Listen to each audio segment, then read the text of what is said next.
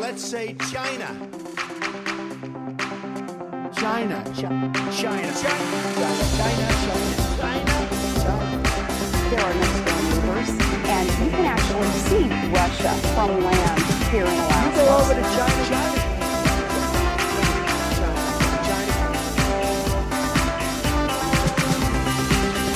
I did not have sexual relations with that woman.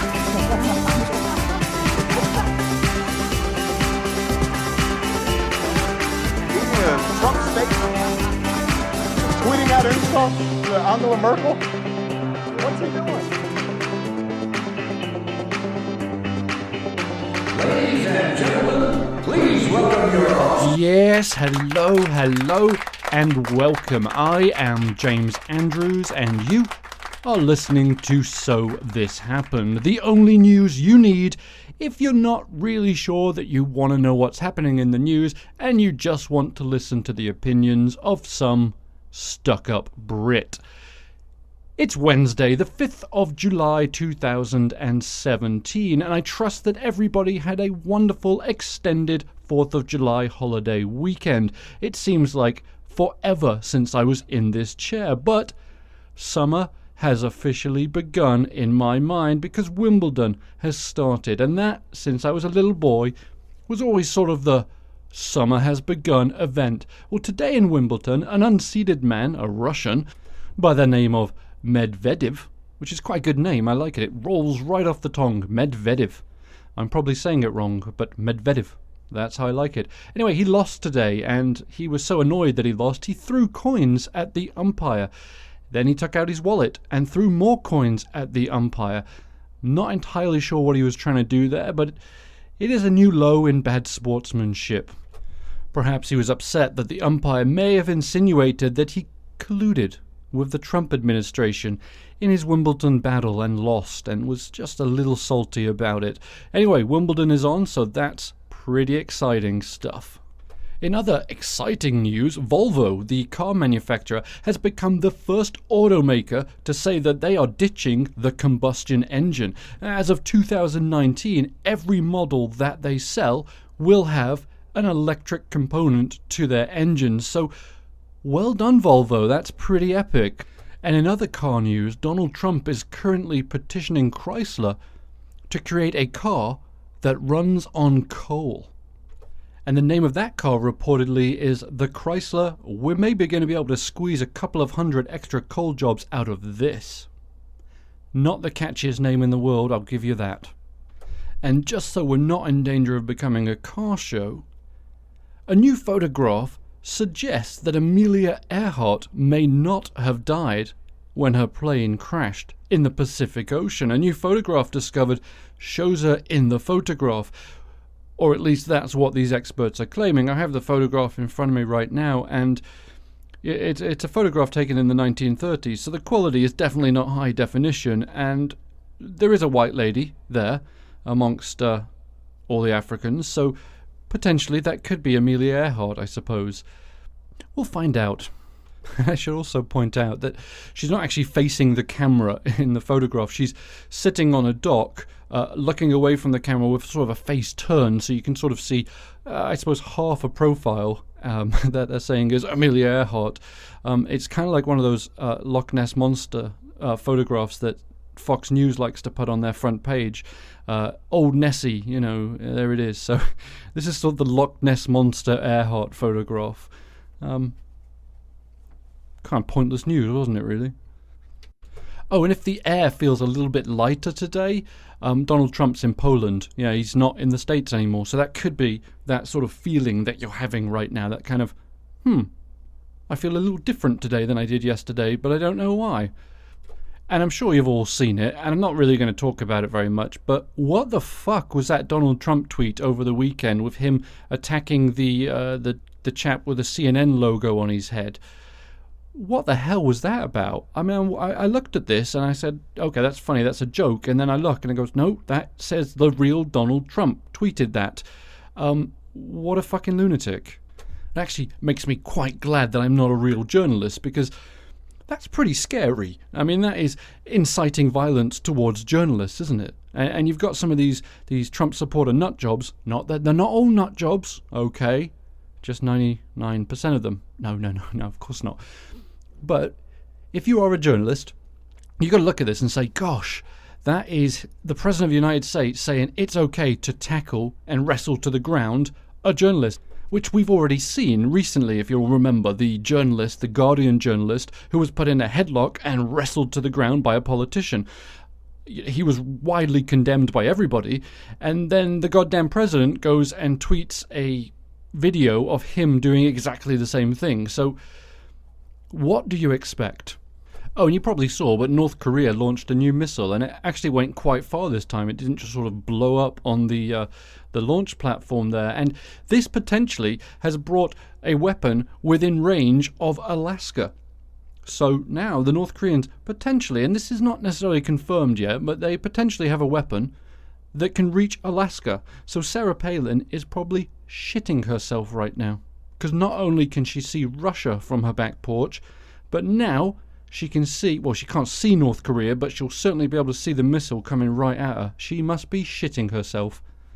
And Donald Trump, as expected, responded with a very presidential tweet. He simply said, "North Korea has just launched another missile.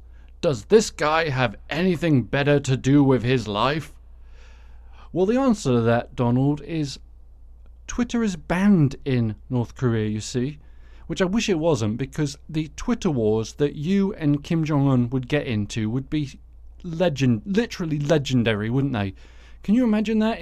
If Trump could say something, and then Kim Jong-un could say something back, and it would be spectacular. So I applaud, well, I was going to applaud North Korea to, let Twitter be there, but obviously nothing like this would ever be in North Korea, so it's a wasted thing, but God, a boy can dream, can't he? Think how good that would be. Seriously, think how good that would be. And I've just noticed that Trump Vader is, his face is in the window here at the studio. So, Trump Vader, come in. You got your drink? What? There's no gin? Well, there's tequila. You don't want? No. Okay, fine. I'll get gin tomorrow. I promise. I'll go out and buy it tomorrow. I promise. Just come on in.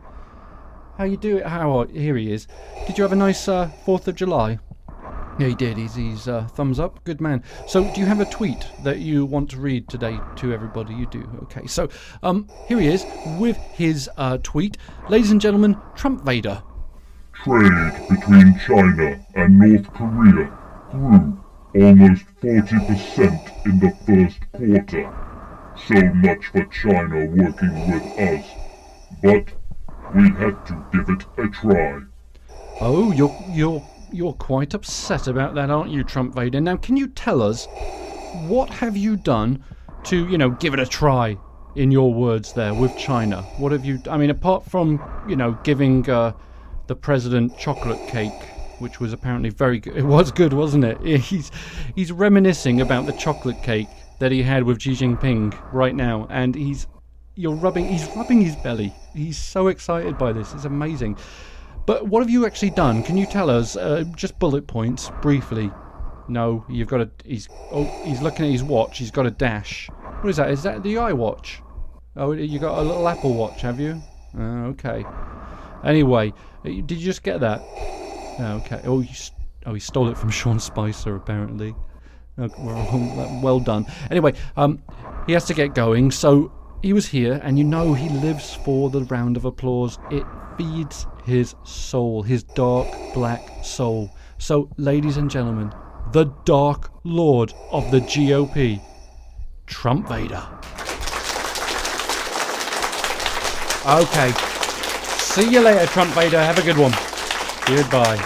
I won't forget the gin. I'll put it in my phone right now. Okay, so there he was, Trump Vader. He'll be back at another date to read us another nonsense tweet, I'm sure. But I want to turn our attention briefly to the reason Donald Trump is not in the US right now. He's in Poland for a little bit, and then he's going to go to Germany for the G20 summit. And that proves to be fairly interesting because essentially Donald Trump disagrees with every other G20 nation on pretty much everything, and we'll briefly have a look at what he disagrees on. The first one that the G20 is heavily involved in is climate change.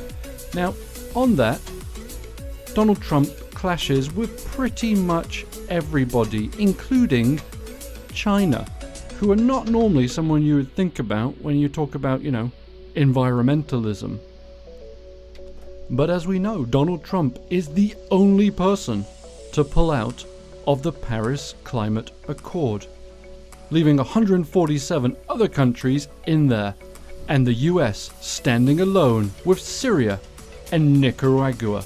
But it should be mentioned that Nicaragua is not in the agreement because they don't think it is strong enough on the environment. So really, it's only the US and Syria. Not bad company, right? And then on trade, Trump clashes with many nations, particularly with NAFTA, which he said is bad for companies and bad for our workers. He clashes there with Canada and Mexico, the other two countries in the agreement. Now, the Trump administration may also slap tariffs on steel shipments from other countries, and this is in direct disagreement with Brazil, Canada, the entire EU, China, Germany, Japan, Mexico. So pretty much everyone. Trump also wants to pull out of the Trans-Pacific Partnership. He called that one a, and I quote, disaster done and pushed by special interests who want to rape our country. And he's in disagreement there with Australia, Canada, Japan, Mexico, sort of every other country within that Trans-Pacific Partnership. And then he's also at disagreement with China on pretty much everything China want to do with trade, and I'm pretty sure he said that China want to rape our country too. He really is obsessed with rape, isn't he? And then the other thing he's going to clash on is NATO. Now, Donald Trump has frequently slammed NATO. Now, he has said recently that, well, they're not as insignificant as I originally thought, but still, he clashes with a number of countries, including Canada, France, Germany, Italy, and Turkey. And then there's the question of immigration. We'll hear the Trump administration, after signing their executive order, which on June 7th was passed by the Supreme Court recently. Now here he clashes with a number of big nations: Canada, France, Germany, the UK, Turkey, Indonesia. And then there's a question of North Korea and how to handle it. Do you just handle it by saying, what the hell else do you have to do with your life, you loser? Which is essentially, I'm paraphrasing his tweet, but that's essentially what he said. He goes, Kim Jong-un, you're a loser. I was doing the thing on my head, where you do the L to your... Well, I think I was doing it backwards, actually, but it doesn't matter because you can't see, but, the loser. So he clashes with people on that one. Particularly China, just recently, as of, sort of this morning, when he put out that tweet saying, well, we had to try, which I don't think he did. I don't know, chocolate cake. It would have to be really fucking good chocolate cake for the president of China to say, yeah, you're absolutely right on everything, and this chocolate cake fucking convinced me. He would say it through a translator, probably, but that's what he would say. And then, of course, finally, there's Syria, where he clashes mainly with Russia, who, don't want to necessarily be quite as aggressive as Donald Trump is with Syria, proven by the bomb he launched on the Syrian airbase back in April. So the G20 is going to be interesting to watch. It's going to be one of those times where I think Donald Trump's going to go in there going, I'm the master of the fucking deal, watch me work. And it's not going to work because these are leaders of countries. These are not sort of business owners of a company that he wants to take over. These are actually people in charge of their own country. And I think what's starting to happen is people are actually starting to stand up to Donald Trump. They see his bullying ways, and okay, if I say no to you, you're going to write a silly little nasty tweet about me, but that's okay. I'm a big boy or I'm a big girl. I can handle it.